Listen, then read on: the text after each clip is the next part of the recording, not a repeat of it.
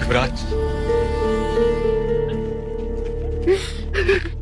युवराज, यहाँ के अधिकांश घायलों को छावनी में ले जाया गया है और इतने लोग हैं कि एक दूसरे की सहायता कर सकते हैं। अब आप अपनों के समाचार लें। वो कैसे? अपनों के? यहाँ कौन पड़ा है?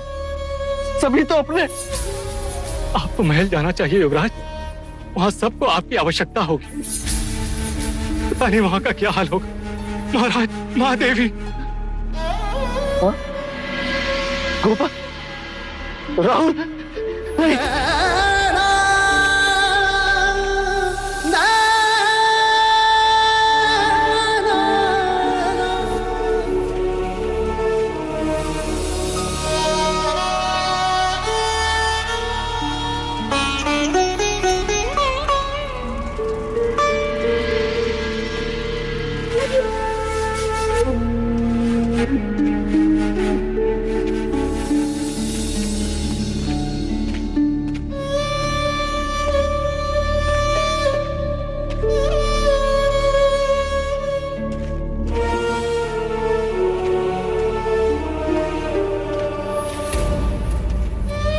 युवराज,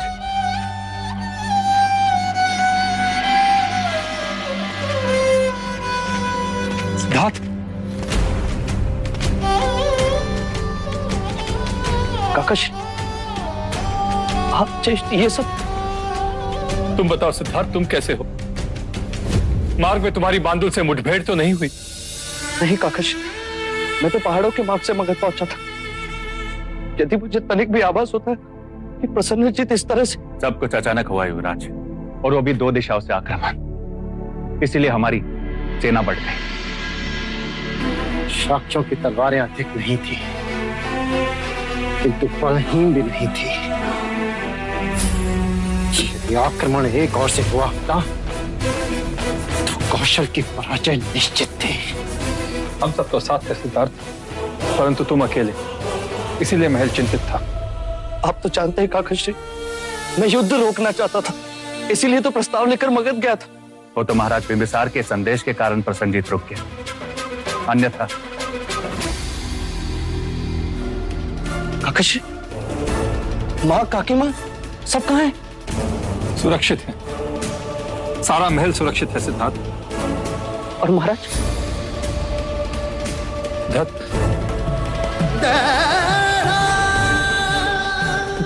तो महाराज, कहिए काकश, क्या हुआ महाराज को?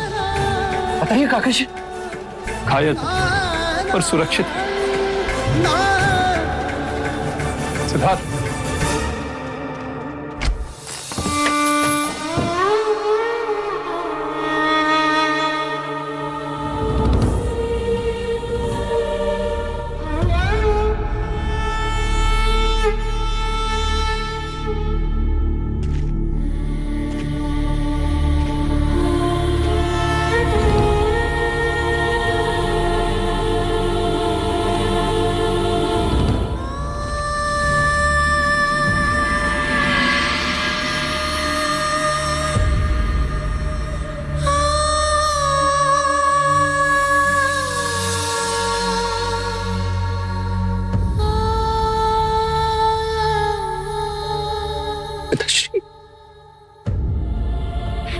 युवराज,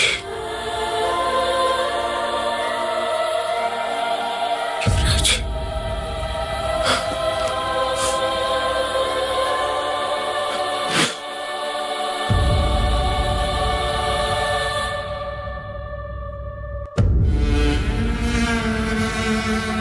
तुम्हें सकुशल देखकर मुझे प्रसन्नता हुई पुत्र।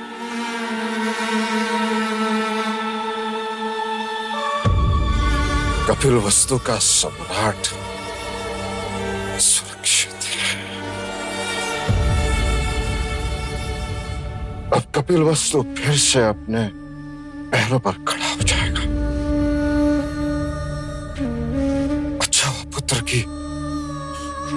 तुम यहाँ नहीं थे।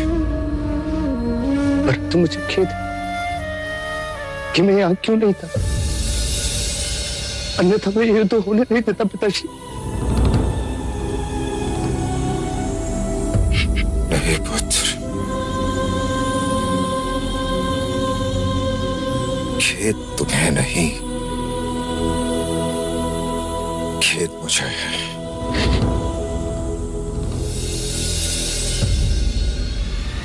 अश्वमेध के युद्ध में प्रसन्नजीत का शिरच्छेद कर दिया होता तो ये युद्ध ही नहीं होता।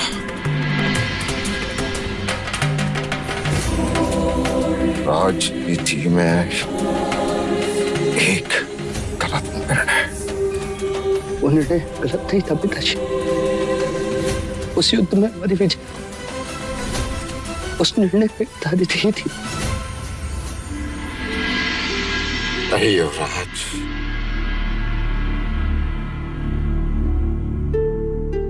जिस तरह जंगल के प्राणियों की अपनी राजनीति है, जो बलवान वही जीतता, उसी तरह राजनीति भी एक जंगल है। जो बलवान वही जीतता है। सांप पालतू नहीं होता, फिर भी पालो और काटे तो दोष सांप का नहीं, पालने वाले का होता है पुत्र, पालने वाले का होता है।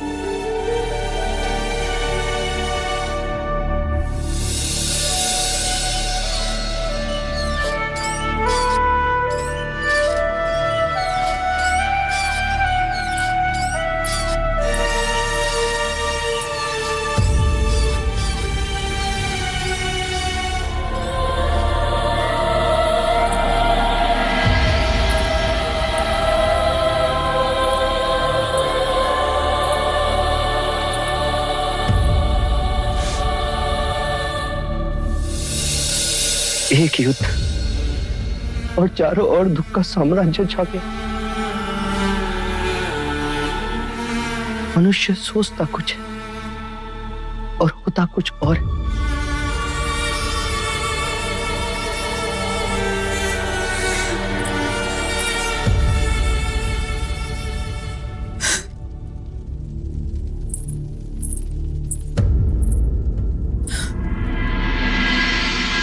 सत्य कहा आ रहे आपने, अभी कल की ही बात है, कभी सोचा ना था कि इतनी जल्दी ये बात हो जाएगी।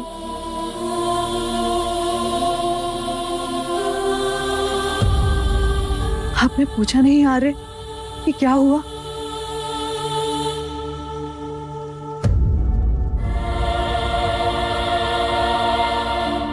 ठीक है,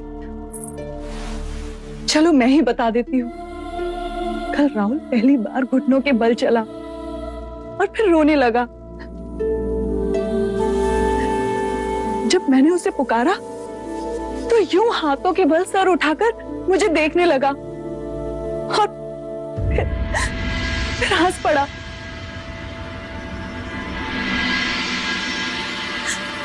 आपके पुत्र के हाथों में बड़ी ताकत है, बिल्कुल आप ही की तरह। हाँ, बड़ी ताकत, और आयु के साथ वो और बढ़ेगी। हाथ और शक्तिवान होंगे, तलवार थामेंगे और फिर मनुष्य होकर भी वो मनुष्य का सर काटेंगे या कटवाएंगे। ये क्या कह रहे हैं यार? अपने राज्य की रक्षा करना धर्म नहीं?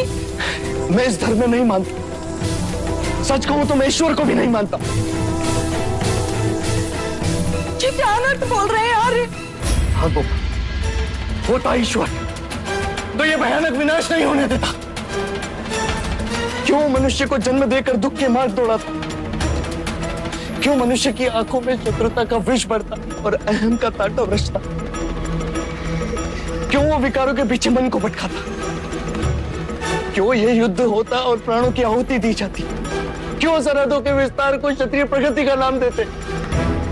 क्यों वेद और पुराण शूद्रों के लिए निषेध होता? तुम कदाचित ही मानो गोपाल, पर एक उपवन में जितने पुष्प उगते हैं उससे अधिक शवों को देखकर आया हूं मैं। नहीं चाहिए मुझे राजपाट, नहीं बनना मुझे राजा, मुझे केवल दुख से मुक्ति का मार्ग चाहिए, मुझे शांति चाहिए, मुझे शांति चाहिए, शांति चाहिए।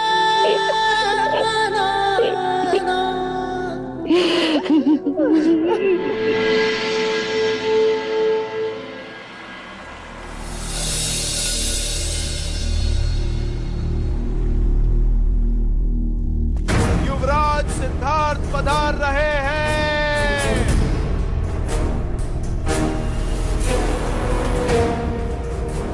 युवराज सिद्धार्थ की जय। युवराज सिद्धार्थ की जय। युवराज सिद्धार्थ की जय। युवराज सिद्धार्थ की जय। युवराज सिद्धार्थ की जय। मुझे दुख है, जब आप सब लोग ये सह रहे थे तब मैं यहां उपस्थित नहीं था। क्षमा करें मुझे। इसमें दुखी होने की क्या बात है युवराज सिद्धार्थ? हमें तो प्रसन्नता है कि आप राजा बिंबिसार के हाथ में। हाँ युवराज, अब हम मगध नरेश की सहायता से उस प्रसन्नजीत का सर उसके धड़ से अलग कर देंगे।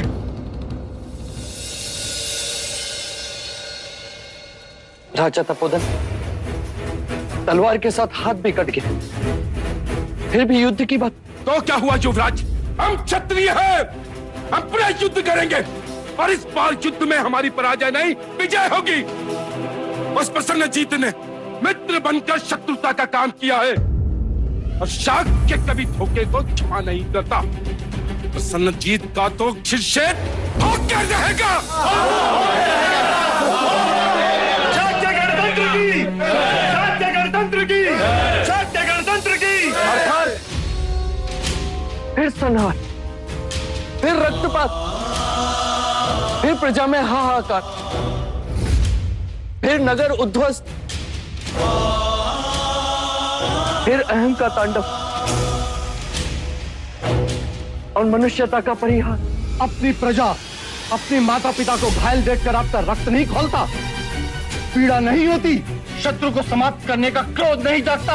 अवश्य आता है क्रोध, पर शत्रु पर नहीं, उसके भीतर जगी शत्रुता को समाप्त करने का जी चाहता।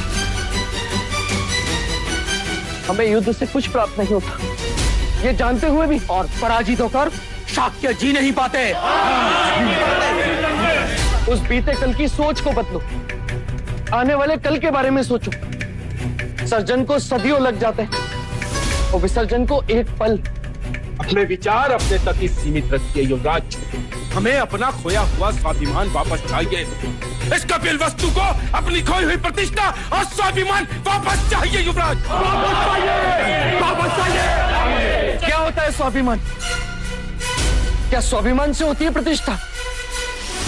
ऊंच नीच, जात पात, वर्ण धर्म, सत्ता अधिकार सब मानव निर्मित है।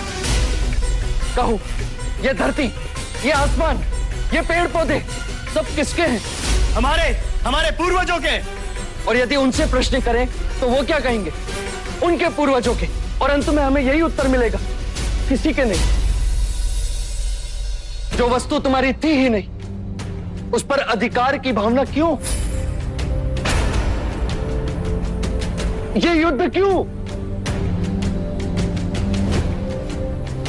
युद्ध से कुछ नहीं मिलता, और शांति से? शांति की बात करोगे युवराज तो युद्ध होगा इसी सभा में। नहीं होगी। आप सब मगध की सेना की सहायता से युद्ध करोगे, तो मैं उस सेना को अभी मगध वापस लौटने का आदेश दे देता हूं। युवराज, आपका ये कथन शाक्य गणतंत्र के विरोध में है। हम ऐसा नहीं होने देंगे, नहीं होने देंगे, नहीं होने देंगे।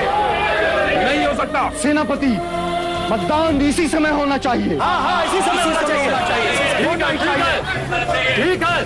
शांत हो जाइए, शांत हो जाइए आप सब। जो राजा युवराज के शांति प्रस्ताव के पक्ष में है वो इनके साथ रहे।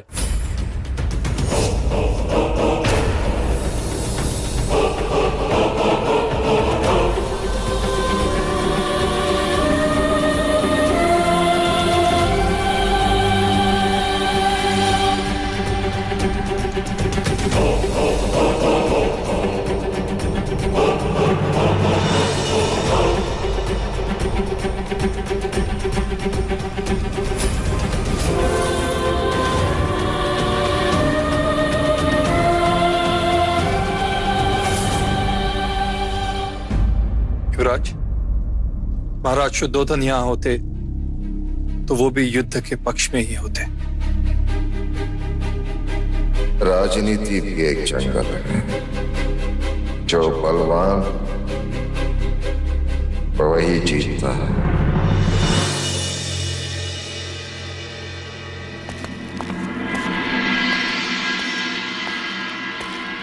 युवराज, तारा शाह के संग युद्ध के पक्ष में।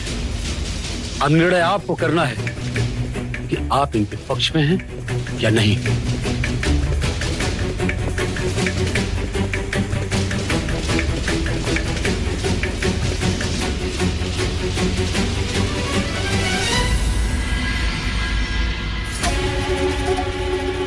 युद्ध के पक्ष में मैं कल भी नहीं था और आज भी नहीं। यदि आप शाह के संघ के पक्ष में नहीं हैं, तो आपको अपने सभा पद से त्याग करना होगा।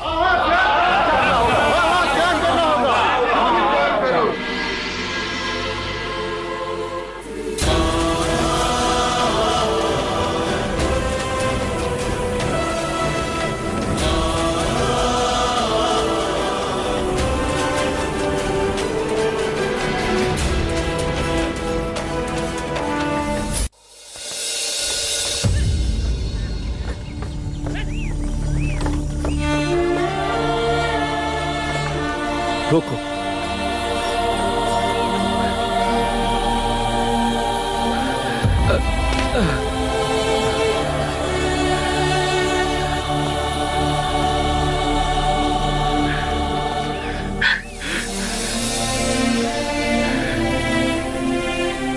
कौन हो भाई?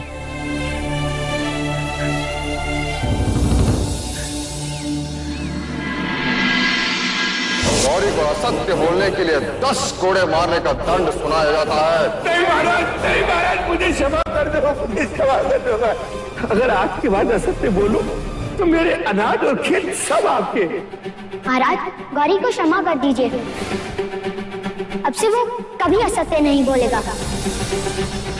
महाराज, मैं नगर छोड़ दूंगा और जाने से पहले एक बार युवराज सिद्धार्थ से मिलना चाहता हूँ। आपने मुझे सत्य के मार्ग पर चलना सिखाया। आपका विश्वास बना रहे, इसलिए मैंने किसी भी तरह का लालच न करके कोई भी छल कपट नहीं किया। वैश्य गौरी? हाँ,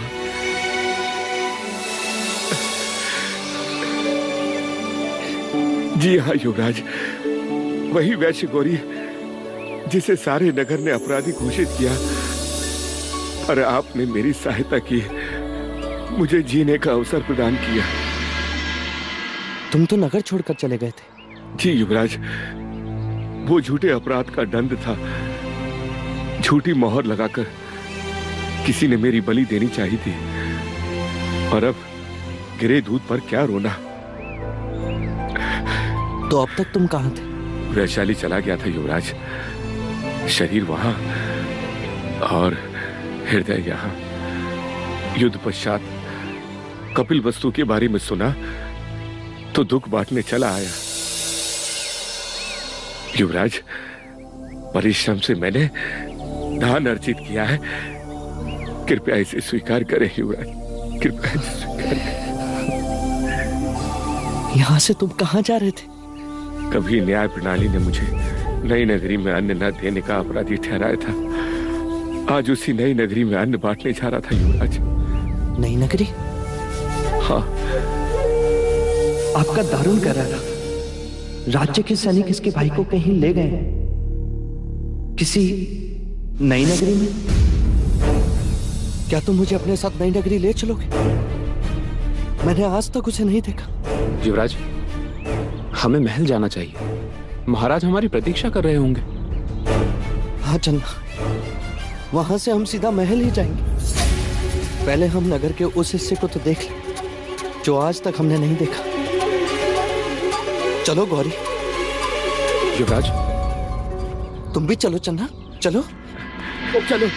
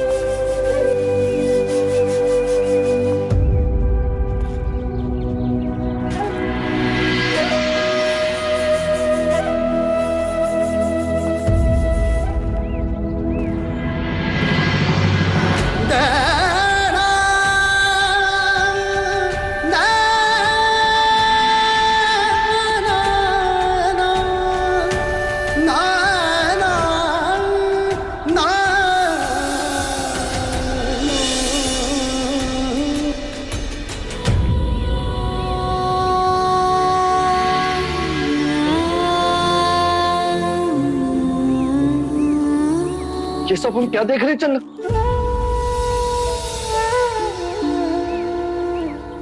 ये सभी अपने पूर्व जन्मों के कर्मफल भोग रहे हैं युवराज। कर्मफल? पर कर्मफल से तो मनुष्य धनिक बनता है या दरिद्र, ये सुना है। पर ये मनुष्य क्या ये भी कर्मफल का परिणाम है? नहीं युवराज, ये जरावस्था, वृद्धावस्था, जो अमीर और गरीब सभी के जीवन में आती है। वृद्धावस्था धनिक और निर्धन में भेद नहीं करती। तो क्या सब इस अवस्था से गुजरते हैं? मैं भी, तुम भी? हाँ युवराज, जन्म लेने वाला प्रत्येक मनुष्य आयु के अंतिम चरण में इस अवस्था से गुजरता है। जब यौवन समाप्त होता है, जब इंद्रियां साथ नहीं देती, बचपन, युवानी और वृद्धावस्था, यही जीवन के क्रम है। वृद्धावस्था? रुक जाइए, रुक जाइए, रुक जाइए! क्यों मार रहे हैं आप इसे?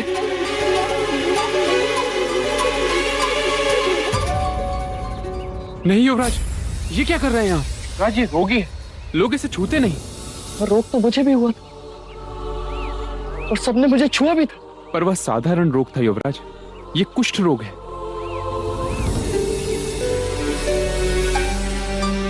कुष्ठ रोग? तो क्या ये भी सबको होता है? नहीं युवराज, पर इन जैसे कई रोग हैं जिनसे मनुष्य घिर जाता है।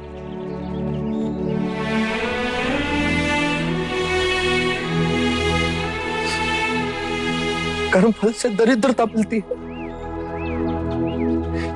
कर्मफल से मनुष्य रोगी होता है। क्या ऐसा कोई मार्ग नहीं जिससे कर्मफल को बदला जा सके, जिससे संसार के सारे दुखों को हम मिटा सके,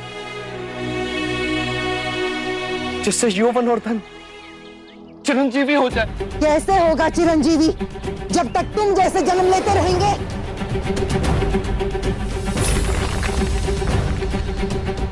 ले चल, चल कर दिखा इस पर। ये क्या कर रही हो तुम? जानती नहीं किससे बात कर रही हो? ये हमारे युवराज है। जानती हूँ, इसीलिए फेंके हैं। जीवन भर इसके फेंके हुए अंगारों पर चले हैं हम, अब ये चलेगा? अपनी जीवा पर काबू रखो, तुम युवराज से बात कर रही हो। क्या अपराध है मेरा? क्या किया है मैंने? अरे तेरा तो जन्म ही तेरा अपराध है। तेरे लिए आगाही हुई थी, तू सम्राट बनेगा या सन्यासी। इसीलिए तेरे राजा पिता ने सारे नगर के दरिद्र, रोगी, दुखी, वृद्ध लोगों को देश के बाहर किया, उनको धोखा दिया और ये अंधेर नगरी बसाई तेरे कारण। ये तेरा अपराध है, अपराध है।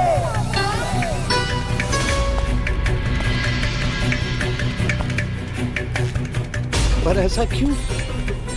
अरे कोई दुख तेरे आंखों के सामने नहीं आए और तू बैरागी ना बने, इसलिए हम सब तो अपने आंसुओं में डूब गए, केवल तेरे कारण। तू जानता भी है इस नगरी के लोगों ने किसका मंदिर बनाया है? यम का मंदिर बनाया है, ताकि वो प्रसन्न हो और हमें इस यातना से छुटकारा मिले।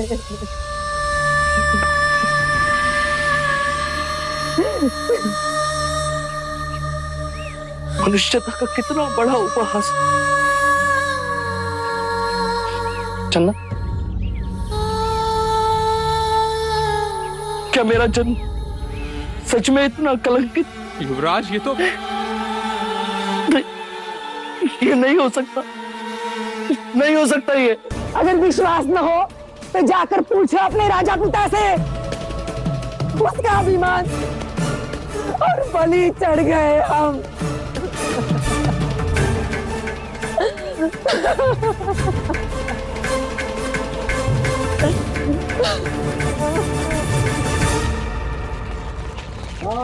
सत्य, सत्य, सत्य, सत्य, सत्य, सत्य, सत्य, सत्य, सत्य, सत्य,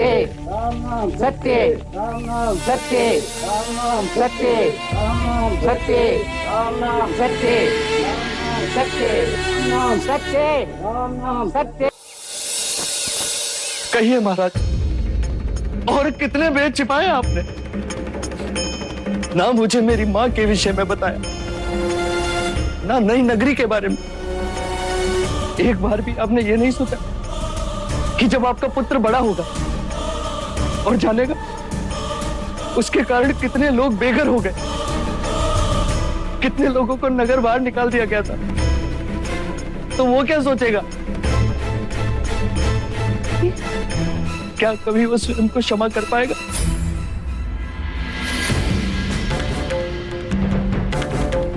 क्या उसे अपने जन्म पर खेद नहीं होगा? भविष्य को उन्नत बनाने के लिए वर्तमान का बलिदान देना ही पड़ता है।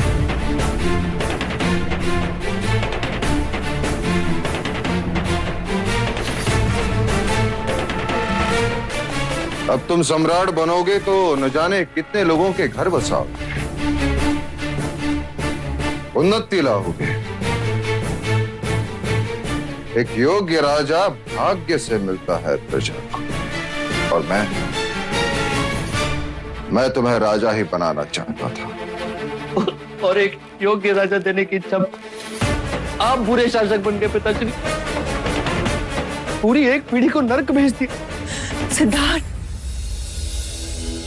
इन्होंने जो किया वो इसलिए किया कि दुख तुम तक ना पहुंचे। पर दुख तो पहुंच ही गया ना मां।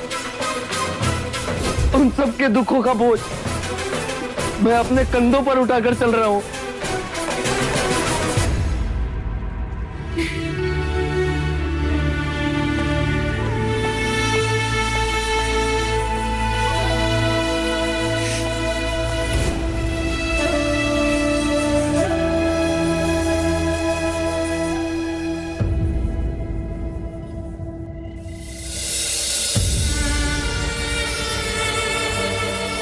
अरे तेरा तो जन्म ही तेरा अपराध है, तेरे लिए आगाई हुई थी। तू सम्राट बनेगा या सन्यासी? इसीलिए तेरे राजा पिता ने सारे नगर के दरिद्र, रोगी, दुखी, वृद्ध लोगों को देश के बाहर किया, उनको धोखा दिया और ये अंधेर नगरी बसाई तेरे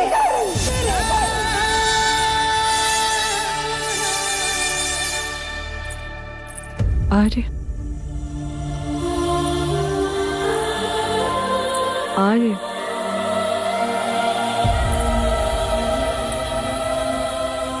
आर्य,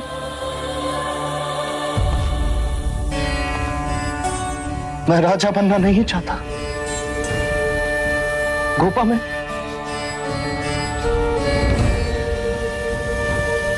ये क्या बात कर रहे हो? किस विपदा से घिरे हो आर्य? इतने विचार दिए कि 2 बार पुकारने पर उत्तर भी नहीं दिया। मेरे प्रश्न ही अब मेरे लिए यम बन रहे हैं गोपा। न जाने वो कब मेरी सांसें घुट दी। क्या हुआ? ऐसी क्या घटना हुई? न जाने मेरे आसपास असत्य की कितनी परतें जो एक के बाद एक खुलती जा रही। जब सब खेल रहे थे तब मुझे महल से बाहर जाने की अनुमति नहीं थी। मुझे बाहर जाने क्यों नहीं थी? वो सत्य आज उजागर हुआ। जब मैंने जन्म लिया मेरी मां केवल 7 दिनों में यमाधीन हो गई। मेरे जन्म के साथ असित मुनि ने मेरे सन्यासी बनने की भविष्यवाणी की और मैं सन्यासी ना बनूं, इसीलिए नई नगरी बनी। और आज मैंने वो भी देख ली, दुख की चरम सीमा भी देख ली। निर्धन, रोगी, वृद्ध, मृतक, निर्धन और धनी का कर्म चक्र, जन्म और मरण का निरंतर चक्र। मृत्यु सभी को आनी है को, चाहे वो निर्धन हो या धनी। वृद्धत्व किसी को नहीं छोड़ता, ना ब्राह्मण को, न क्षत्रिय को, न वैश्य को, न शूद्र को। मैंने उन वृद्धों की झुर्रियों में लिखे दुखों को पढ़ लिया है को, और अब स्वयं अपने ही जन्म को कोसने लगा।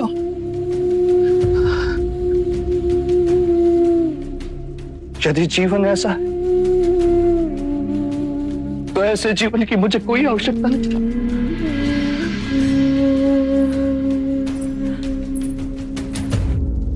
सोच को इतनी सीमित ना बनाओ आर्य कि दुख के आगे देख ना सको। आपने जीवन के बारे में जाना, पर ये क्यों भूल गए कि जीवन में प्रेम भी है और विश्वास भी।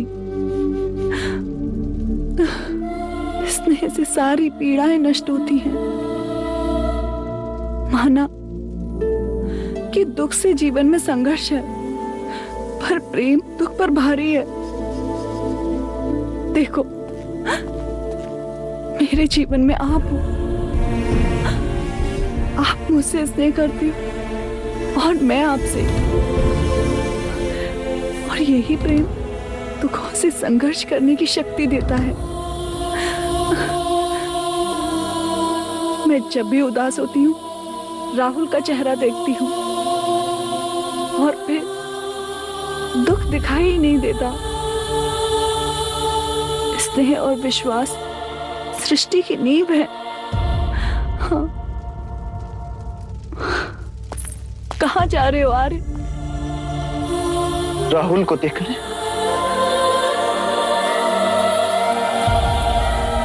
हाथ फैलाओ तो तुम्हें छू सकती हूँ, फिर भी क्यों लगता है कि तुम दूर हो?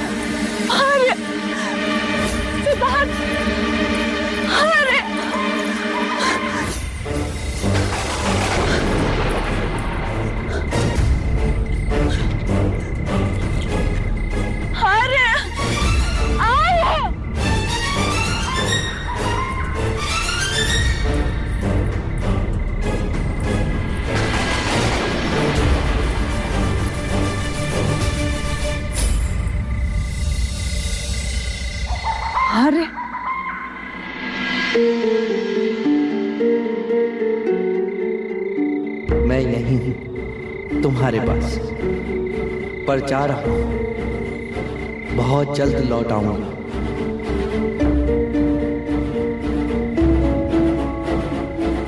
सिद्धार्थ, अरे सिद्धार्थ, हमें छोड़कर मत जाओ सिद्धार्थ।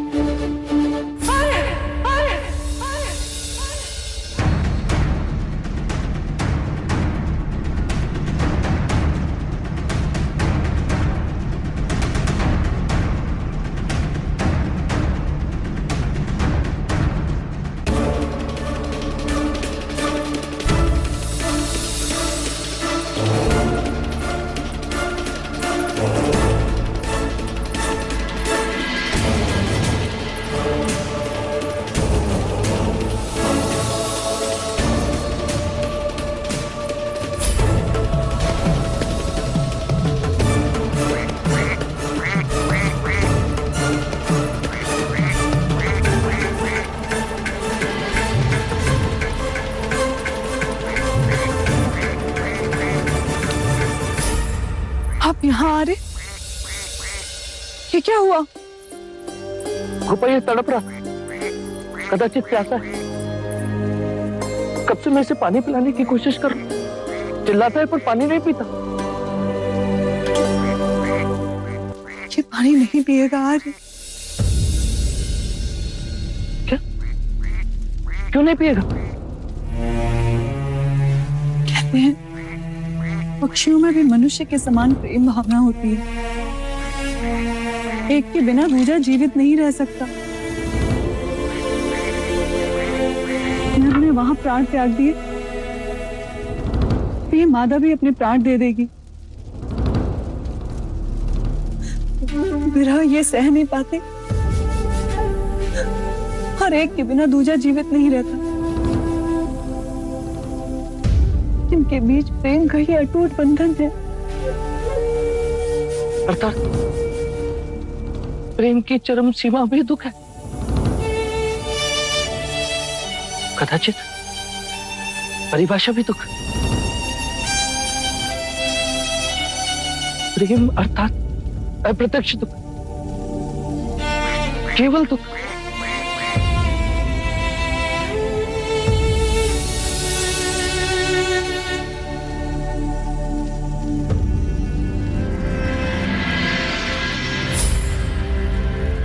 गोपा,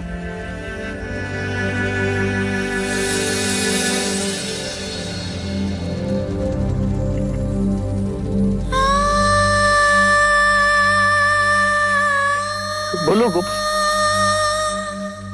एक दूसरे से इतना प्रेम कि सृष्टि ईर्ष्या कर, और हम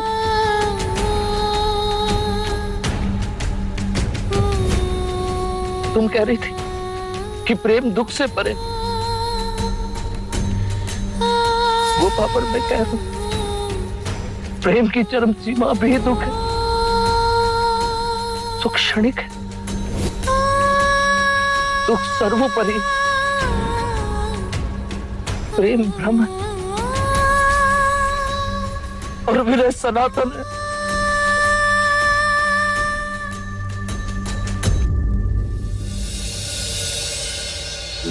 सत्य कथा,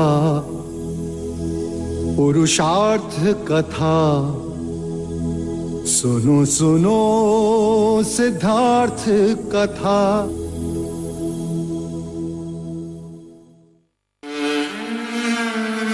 मुझे भी इसकी तरह ही सारे दुखों से मुक्त होना है।